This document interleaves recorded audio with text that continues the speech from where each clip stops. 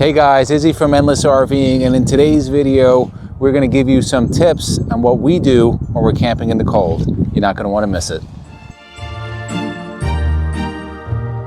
So guys, fall rolls around and a lot of people start to get depressed because they're winterizing their camper, and we're going to be doing that after this trip also. But that's not to say for the real hardcore campers out there that you can't continue camping in the cold. You certainly can do that. And there's some steps and provisions that you can make to make that accessible and make it a reality, okay? So we are out today at Cherry Hill Park, and the temperature at night has been dipping into the 30s, and we're just taking some precautions and some steps so we can camp without any problems, all right? So step number one, you wanna make sure that your motorhome, fifth wheel, or travel trailer is rated, 4-season rated. And what do I mean by that? What I mean is that it is insulated properly, so when it gets cold out, you're not getting the cold inside and your plumbing is protected, okay? So we have a 2019 Baystar. It is a gas motorhome. It is very well insulated. However, the underbelly does not have forced heat in it. Unlike our next door neighbor there with the Ventana, he has forced heat, so he's good to go. But what's nice about this is that everything is tucked up in the bays. So there's still some things we can do to help out and to make sure that our pipes don't freeze, okay? And we're gonna bring you step by step on what we do, okay? We're in a gas motorhome, so we don't have a diesel aqua hot system. We have two ways to heat our motor coach. We have the roof air conditions that double as heat pumps. They're good to about 37 degrees. If it gets below 37 degrees, they don't no longer work as heat pumps. And then we have to rely off our furnace, 40,000 BTU furnace, and it's gonna go off of the propane. So you want to make sure that you have enough propane in here, okay? You see where my mind is. We're at 3/4, which is pretty much full because these things only fill up to about 85% just to protect from expansion. So we're pretty much full. I've also seen if you're going to be a long time in the spot, you can have the large propane tanks delivered to you, and that way you have, you know, whatever, 100 gallons of propane. So it's gonna be cheaper that way. For us, not an option, but make sure you have enough propane, okay? What you wanna do, you wanna make sure that whatever campground, wherever you're going, that A, the water's on, and B, if the water is on, you have a way to stop that water from freezing. And it's gonna freeze, the first point it's gonna freeze is right here where the water's coming out. Now, we are at Cherry Hill Park, and this is open 365 days a year, okay?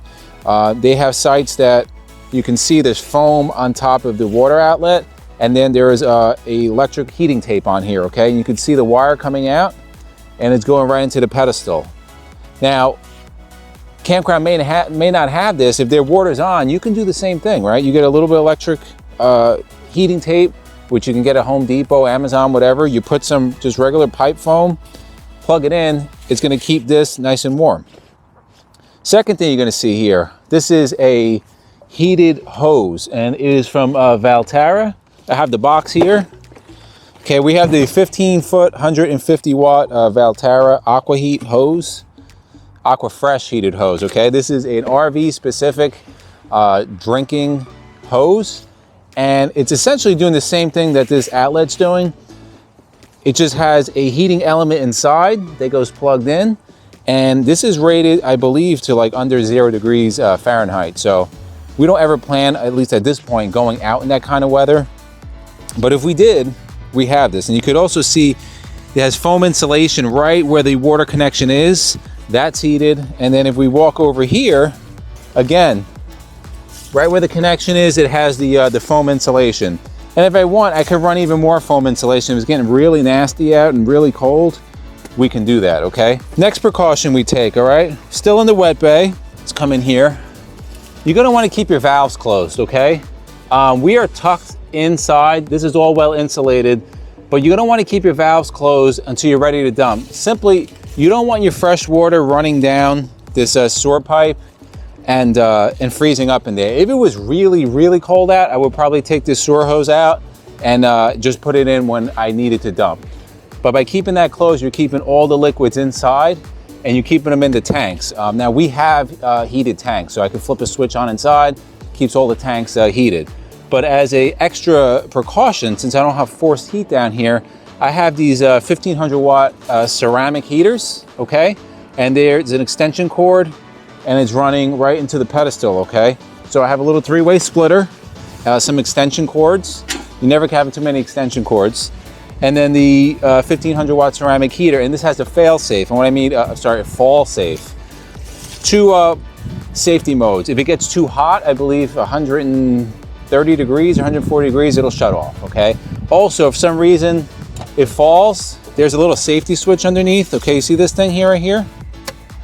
And it's on, that shuts off. So if it falls, that's a fail safe and it will kill that heater. But what this is doing, everything is nice and warm in here and it's keeping this hosing right here. I wish you could feel it, but this is really warm. So this is all the waste and the gray's gonna come out. It's nice and warm. I don't have to worry about it freezing because if you can see, there is a hole there and that's letting cold air in, and there's really no way around that unless I stuff some foam in there. So if I was parked for a long time, yeah, I would probably do that. But we don't have to do that at this point. We have one heater in there, okay? And if you walk over to where our water pump is, right now it's at 87 degrees. Guys, a couple of other things you can do. If you are set up for a more permanent, you're gonna be there for a couple of months, you can put what they call skirting. And essentially, if you come over here, it's gonna be like vinyl skirting. It's gonna go run along the whole side, and essentially it's gonna box in your whole rig underneath. And then what people will do, they'll throw a space heater underneath, and that's gonna heat up the bottom of your rig. If you're there, permanent, you're at a campground for the whole winter and you're not gonna be moving it, that's a great idea. Another thing people do, instead of doing the space heaters, they will put a 40 watt lamp, one of those utility lamps, just hook it in there, and apparently that's supposed to give off enough heat to heat up that bay. That's pretty much what we do. One other thing that I know people do, we haven't done it, is that they'll use that thermoplastic for the inside of their windows. Apparently that works really well. Again, we are not full-timers. After this is done, we're out. We're headed back home. We're shutting it down for the winter. But just figured we'd give you guys a few tips. If you like the video that you see, make sure you hit the subscribe button. If you're not already subscribed, also hit that notification bell, because we do put out videos at least once a week that have a lot of useful information. Give us a thumbs up. YouTube loves that. And also share our videos if you feel so kind to, please. And finally, we will be putting the Amazon affiliate links below. Anything that's mentioned in this video, if you want to purchase it, just click that Amazon affiliate link. It really helps the channel out. Myself and MJ, who's on the camera, we thank you guys and we hope to see you on the road.